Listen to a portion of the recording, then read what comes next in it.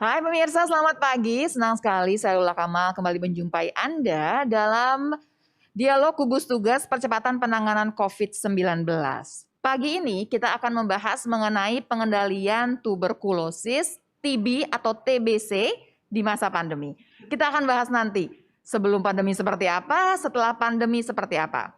Yang jadi narasumber yang pertama adalah di sebelah saya ada Dr. Windra Waworuntu, MKes, Direktur Pencegahan dan Pengendalian Penyakit Menular Langsung Kemenkes RI. Sementara lewat Zoom saya ada Bapak Insinyur Arifin Panigoro, Ketua Dewan Pembina Stop TB Partnership Indonesia. Seperti biasanya, sebelum dialog dimulai kita akan sama-sama buka masker. Bapak Ibu silahkan dibersihkan tangannya, langsung kita buka masker kita. Silahkan Pak Arifin.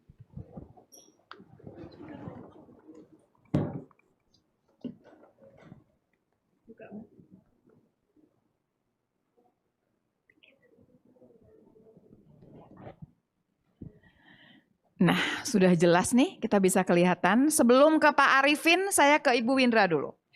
Bu, dijelaskan seperti apa perjuangan pemerintah nih ya, kita semua sebetulnya berhubungan dengan TB sebelum pandemi. Iya. Kita juga ada slide yang bisa ditayangkan ya, silahkan. Baik, jadi kalau kita lihat perjuangan kita sebelum pandemi tuberkulosis Ya. Memang beban tuberkulosis. Maaf Ibu, mikrofonnya. Pertama memang tuberkulosis sebelum pandemi itu memang kita nomor 1 ranking 3 di dunia. Jadi artinya bebannya sudah cukup tinggi. Siapa yang mengalahkan kita Bu? Kita dikalahkan oleh India, China, kemudian Indonesia. Baik, jadi jumlah penduduknya juga memang lebih banyak. Ya, India dengan China tinggi. Jadi kita juga punya kasus tuberkulosis kita itu estimasinya itu 845.000. Tapi yang baru kita temukan itu sekitar 69%. Artinya ada 540.000 sekian yang kita temukan di Indonesia ya, secara keseluruhan seluruh provinsi di Indonesia. Kemudian selain daripada itu, kalau juga beban TB sebenarnya angka kematian juga cukup tinggi. Artinya ada 13 per jam. Nah, diulang Bu, 13 meninggal. Per jam. Ini semuanya orang Indonesia nih Bu ya, iya, masyarakat Indonesia nih 13 orang per jam meninggal karena TBC. Karena TBC. Baik. Kemudian Bu? Kemudian selain daripada itu, sebenarnya obat tuberkulosis kita itu sudah cukup ya, artinya tersedia di semua layanan. Artinya tuberkulosis di semua layanan di Indonesia dengan 10.000 puskesmas itu tersedia, dan rumah sakit juga tersedia obat-obatnya. Oke. Jadi obatnya kita punya, obatnya gratis. Tersedia pemirsa, tapi bukan berarti kemudian semua berbondong-bondong berobat yang sakit kan? Harusnya datang. Tapi kita masih punya permasalahan itu juga ya Bu ya. Mungkin karena akses satu ya. Kemudian selain daripada itu bukan cuma TB sensitif yang menjadi masalah. Kita punya TB resisten obat. Jadi TB resisten obat juga bermasalah di Indonesia. Angkanya juga setiap tahun naik ya. Jadi angka tuberkulosis resisten kita itu yang kita prediksi sekitar ada 24.000, dan kita punya TB dengan HIV juga ya. Ada juga sekitar 21.000 TB HIV. Yang meninggal itu bukan karena HIV, tetapi tuberkulosis yang menyebabkan kematian daripada HIV. Kita ulang sedikit ya, supaya pemirsa yang barangkali belum pernah mengerti mengenai TBC di Indonesia tuh mengerti bahwa sebetulnya baru sekitar 67% yang dikejar gitu betul, ya. Yang baru kita temukan. Yang ditemukan, sisanya nih 30% lebih nih masih berkeliaran dan dia juga menularkan. Oke, dan kita masih nanti cerita mengenai droplet yang sama-sama ceritanya kayak COVID begitu ya. Ada dropletnya juga. Kemudian di sini kita punya cerita permasalahan dengan ada sebagian yang belum diobati, ada juga sebagian diobati tapi resisten. Maksudnya nggak obatnya patuh. itu Jadi minum obat karena obatnya 6 bulan. Kalau 6 bulan, satu mereka merasa mungkin bosan. Satu. Kemudian selain daripada dia bosan, kalau dia bosan kan artinya putus obat. Dia menjadi resisten. Nah, kalau dia resisten itu akan juga memberikan penularan yang lebih daripada. Jadi gini pemirsa, kalau bicara resisten, kenapa saya harus garis bawahi lagi? Resisten artinya obatnya itu tidak mempan lagi dengan si TBC tersebut. Betul. Walaupun awalnya kalau diminum 6 bulan dia sembuh nih. Tapi sayangnya dia minumnya cuma separuh nih, putus obat. Makan stop. minum lagi, makan. Jadi sembuhnya itu enggak betul-betul sembuh sempurna. Jadi itu sembuhnya yang tidak jadi masalah sempurna juga. Padahal cerita mengenai obat ini disediakan dengan gratis oleh pemerintah. Memang permasalahannya minumnya panjang 6 bulan. 6 Yang bulan. kedua, kadang-kadang minum sebulan 2 bulan rasanya udah enak ya Bu. Sepertinya dia merasa sembuh. Sepertinya sembuh, padahal belum sembuh. Padahal belum sembuh. Nah itu yang menjadi resisten. Iya. Nanti kita akan bedakan antara TBC dengan COVID. Saya pindah dulu ke Pak Arifin. Pak Arifin diceritakan bagaimana perjuangan ini Stop TB Partnership Indonesia sebelum pandemi Pak. Sebelum pandemi ya kita melihat angka-angka aja tadi ya. Kalau ya berapa 12 orang meninggal per... Pokoknya yang saya tahu 100.000 orang Indonesia meninggal per tahun. Iya. Ya, kalau kita kalikan setahun. Kemudian kita juara nih, juara bersama India, Cina, Indonesia. Paling tinggi, 3 negara paling tinggi. Dan coba dikoreksi oleh Bu Wawaruntu, kalau jumlah temuan, jumlah penderita per jumlah penduduk, Indonesia ranking 1. Karena China sama India kan penduduknya banyak. Betul. Jumlah ini. Jadi ini kita udah sebelum ada COVID pun udah kewalahan. Udah serius banget bagaimana. Belum lagi lebih kompleks lagi kalau yang putus obat tadi, yang multi drug resistant.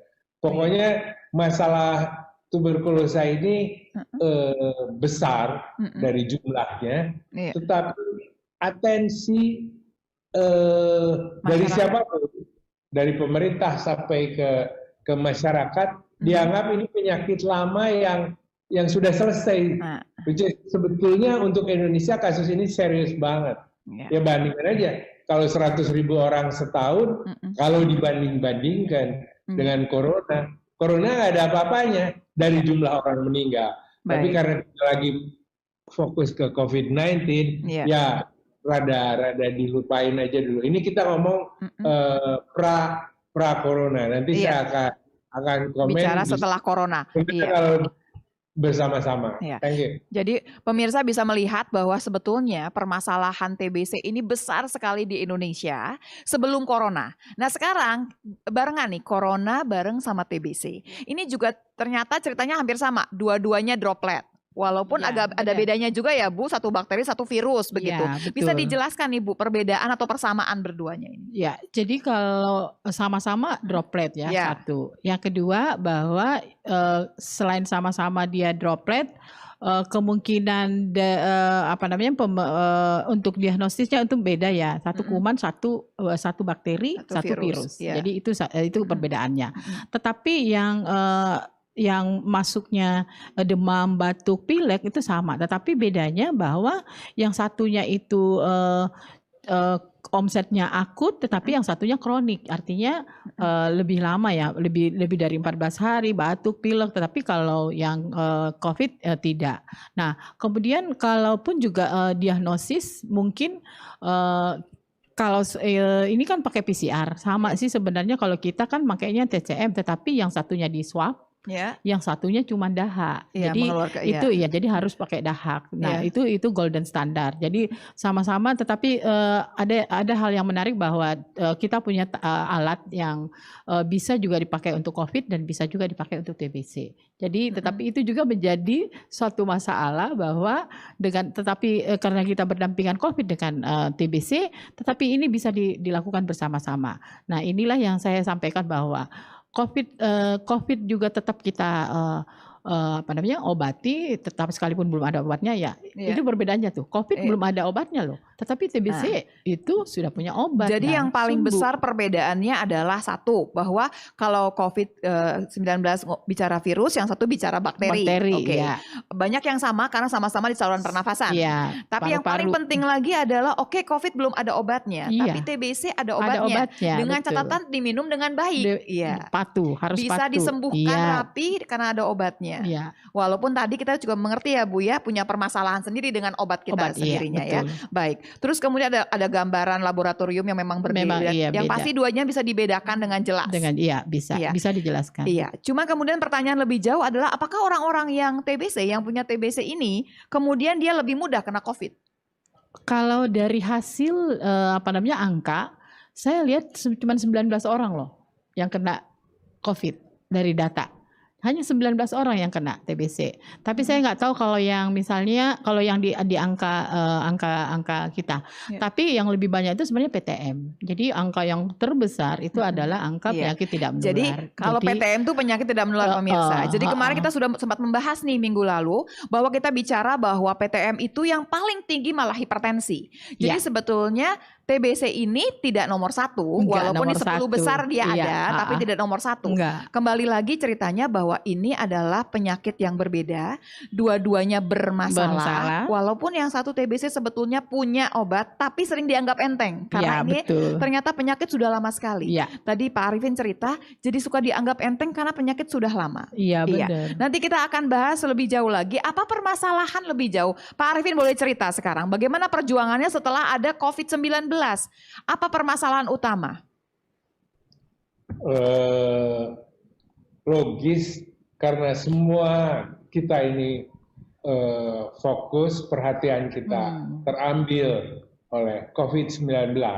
Meskipun semua merasa bahwa TBC juga serius, tetapi semua penyakit ini dirasakan oleh dokternya, oleh rumah sakitnya, oleh Kementerian Kesehatan bahwa priority adalah COVID-19. Nah, masalahnya karena TBC ini tadi udah disebut-sebut angkanya semua besar, begitu terpinggirkan, kita jadi menunggu ini kapan ini COVID ini selesai.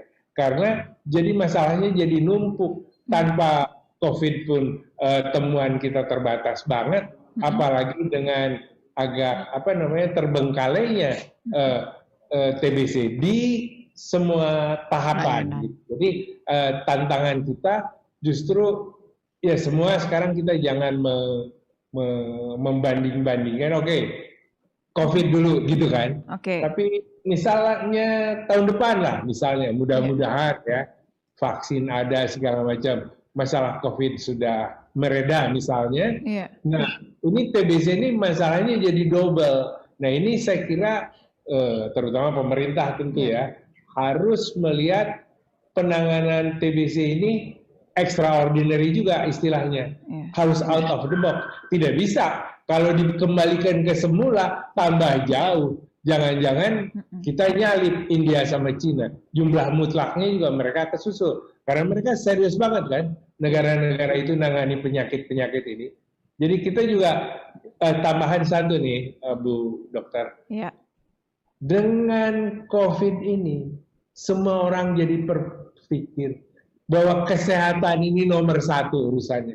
Tanpa itu mau ngomong ekonomi, mau ngomong politik, kita ini harus sehat. Ini saya kira pengaruh dari COVID ini teruskan sesudah nanti COVID-nya mereda, sistem kesehatan, sumber daya manusia di kesehatan, pemerintah pusat di kesehatan, saya kira semua, karena masalahnya ya saya yang agak mengikuti adalah partisipasi masyarakat di penyakit tuberkulosa ini. Baik. Iya, Pak Arifin. Jadi kalau saya mau menggarisbawahi bahwa sebetulnya ada sisi positifnya sekarang bahwa kemudian masyarakat berpikir kesehatan itu penting loh, nggak kemudian nomor sekian ya. Walaupun kita sering menyebutkan, tapi kadang-kadang kalau kehidupan sehari-hari suka lupa nih ya Bu ya. Bu, tapi tadi kan dikatakan bahwa nanti kita punya PR yang jadi double nih, karena sempat kita berhenti kayak ngerem nih sekarang gitu karena kita semua kepala kita semua untuk COVID-19. Padahal kayaknya Bu Indra mau bicara, bisa nggak sih barengan jalannya? Sama saya mau tanya sama Bu Indra kan bicaranya droplet juga. Penularannya droplet. Kan sekarang ini kita dihimbau dengan protokol kesehatan pakai masker, jaga jarak, cuci tangan pakai sabun. Apakah kemudian semua nih yang kita kerjakan untuk COVID juga akan berguna untuk TBC-nya? Ya, silakan. inilah inilah yang berguna, yang kita bisa ambil peluang daripada promosi yang kuat ya. COVID-19 ini baru 6 bulan loh ya. Januari, Maret, April, Mei, Juni, ya baru 4 bulan. Tetapi orang begitu luar biasa bisa langsung pakai masker, bisa cuci tangan, kemudian jaga jarak ya. Tapi memang itu adalah protokol yang harus kita patuhi. Bayangkan tuberkulosis itu 300 tahun lalu ya sudah ada ya ditemukan dan kita tahun 1970 kita sudah mulai. Jadi artinya sekitar 30-40 tahun lalu kita sudah melaksanakan ini. Tapi apa yang terjadi? Kan enggak seperti membalik telapak tangan, susah banget ya. Perilaku yang harus kita sampaikan bahwa dengan Anda pakai masker bisa mengurangi penularan, apalagi cuci tangan ya, kemudian ventilasi rumah itu sulit sekali ya. Tetapi jadi ada yang ceritanya nih pemirsa, perjuangannya Bu Indra, Pak Arifin itu sudah segitu lamanya pun ternyata banyak orang masyarakat yang masih menganggap enteng. Kemudian tiba-tiba datang COVID, yang sisi positifnya adalah kita akan beranggapan kesehatan itu penting satu. Yang kedua, protokol kesehatan COVID nanti akan membantu juga untuk memutus penularan TB. Tapi di sisi lain dengan adanya PSBB, adanya orang nggak keluar rumah, ada lagi cerita negatif lagi nih. Barangkali Ibu mau menceritakan ya Bu? Iya, pasiennya nggak bisa ke layanan kan takut satu. Yang pertama pasiennya. Kemudian fasilitas kesehatan itu sekarang kan takut juga tuh memeriksa pasien TB. Jadi pasien TB-nya itu karena dia merasa aduh pasien TB ini ada COVID juga, jadi lebih baik mungkin dia harus pakai APD yang satu. Nah kemudian bagaimana dengan kalau pasien mencari pengobatan sendiri di luar Pasienkes itu juga sulit. Jadi pasien tuberkulosis juga mencari itu sulit karena fasilitas pelayanan kesehatan sekarang itu lebih pada COVID-nya. Nah Ibu yang putus obat sudah banyak Bu? Kalau di angka kita mungkin kita bisa lihat bahwa angka kita itu menurun drastis itu di bulan Mei. Jadi Maret kan awalnya ya. Maret tuh masih lumayan, masih ada yang berobat. Tapi di Mei itu sudah drastis menurun. Cuma sekitar 3.000 kalau saya nggak salah. 3.400-an yang datang untuk kelayanan. Ini yang akan jadi PR kita nih. Kalau kemudian nanti mereka resisten. Padahal saya tiap tahun itu harus mendapatkan sekitar 800.000. 800.000? Iya, tapi di bulan yang turun itu 3.000. Jadi biasanya harusnya jadi kalau kita lihat di tiap bulan harusnya itu sekitar 50.000 ya supaya kita mendapatkan 600 yang kemarin. Tapi sekarang kalau kita lihat angka, aduh saya juga takut karena cuma 3.000-an. Pak Arifin bisa didengar ceritanya nih bahwa angkanya turun drastis terutama di bulan Mei. Persis seperti tadi Bapak ceritakan bahwa akan ada PR yang jadi double. Pak, himbauan Pak, sayangnya waktu udah tinggal 2-3 menit lagi. Pak, himbauan untuk semua masyarakat. Rasanya nggak mungkin ngerem dulu nih untuk bicara TBC. Bisa nggak kita jalan bareng-bareng, barangkali apa yang bisa dipikirkan? Silakan Pak. Jadi begini, untuk penyakit yang cakupannya luas seperti ini, even waktu kita ngebahas COVID, partisipasi masyarakat itu sangat diperlukan. Nah, Stop TB ini kan masyarakat ini, ya, private kita masuk bersama-sama. Kita nih fungsinya mendukung pemerintah. Tetapi karena kita harus ke daerah, kita harus bersama-sama dengan pemerintah daerah, itu partisipasi swastanya itu, partisipasi masyarakat itu sangat penting di situ. Saya kira ini yang harus ditekankan karena udah dipastikan lah. Syukur kalau bisa bersama-sama. Ya sebagian kami ini di Stop TB sekarang banyak yang aktif di kegiatan COVID. Kita jadi pendampingnya gugus tugas juga sekarang. Kita ikut pengetesan segala macam. Tetapi selalu terpikirkan bagaimana seterusnya dengan penanganan TBC-nya sendiri, gitu loh. Jadi ya kita harus siap aja untuk bekerja ekstra keras. Iya, untuk tahun depan kita siap-siap bekerja lebih keras mau tidak mau ya dengan kendala yang sudah kita hadapi sekarang. Benar, Ibu, Mbak. waktunya tinggal sedikit Bu, dihimbau Bu. Berhubungan dengan barangkali yang sudah tahu nih mereka memang harusnya minum obat TB. Barangkali baru di pertengahan, di 2 bulan atau baru 3 bulan. Silakan Bu. Jadi saya menghimbau bahwa semua, jadi tidak pelayanan tuberkulosis tidak bisa berhenti. Artinya kalaupun juga dia harus ke layanan, maka protokol kesehatan tetap dijalani. Kemudian juga fasilitas pelayanan kesehatan juga sudah mulai sudah, kalau saya lihat juga sudah sedikit mulai membuka layanan, dan juga teman-teman yang tuberkulosis juga sudah mulai datang ke layanan. Ini kelihatan dari sistem kita yang nanti akan kita kelihatan mungkin di 2 bulan kemudian. Nah, tetapi saya menghimbau bahwa jangan putus obat. Dan pastikan bahwa obat itu didapatkan oleh penderita tuberkulosis dengan cara bisa melalui GoDrug Jadi kita juga membuka akses bisa dengan melalui GoDrug. Kemudian selain daripada itu, teman-teman juga bisa dengan mereka yang ada Stop TB Partnership juga ada Jadi obat ini bisa dikirim tanpa orangnya harus datang. Boleh. Jadi boleh, namanya GoDrug. Jadi kemudian juga ada sistem yang kita buat tergantung daripada seluruh Indonesia yang bisa membuka layanannya. Tergantung daerah-daerahnya masing-masing. Iya, kalau dia punya WiFi, yang pasti sudah itu namanya dibuka sistem WiFi. Banyak cara. Selain datang langsung ke tempat fasilitas kesehatan. Boleh dengan GoDrug. Jadi itu yang kita bilang akses. Jadi kecuali yang TBRO harus datang ke layanan. Nah, yang TBRO ini yang jadi masalah karena mereka juga mungkin tidak menerima enabler yang kita fasilitasi, tetapi tetap bisa datang ke layanan, tetap dilayani. Kemudian kita juga memberikan akses kepada TBRO supaya tidak hanya di tempat yang dulu, tetapi dia bisa datang ke tempat yang terdekat daripada rumah. Ibu terima kasih banyak, sayangnya waktu sudah habis. Pemirsa jangan lupa kalau Anda termasuk orang-orang dengan TB atau dengan TBC ini, silahkan saja mengakses fasilitas kesehatan yang ada. Baik yang resisten obat maupun yang tidak resisten obat, Anda bisa kemudian mengakses banyak lagi layanan yang sudah memang dibuka sekarang dengan layanan yang berbeda. Tanpa harus datang ke fasilitas kesehatan. Mudah-mudahan kita sama-sama bisa berperang bukan cuma untuk COVID-19 tapi juga untuk tuberkulosis atau TBC ini Terima kasih banyak buat Pak Arifin, terima kasih banyak Bu Indra. Pemirsa demikianlah seperti biasanya saya mengingatkan protokol kesehatan yang harus dikerjakan. Satu, tos TBC. Tos TBC, jangan lupa. Jangan lupa tos TBC. Dan kemudian jangan lupa pakai masker, jangan lupa jaga jarak, jangan lupa cuci tangan pakai sabun, dan yang terakhir jaga daya tahan tubuh kita. Terima kasih banyak, sampai jumpa lagi tentunya di dialog gugus tugas berikutnya. Salam. Kita sama-sama pakai masker lagi ya Ibu. Silakan Pak.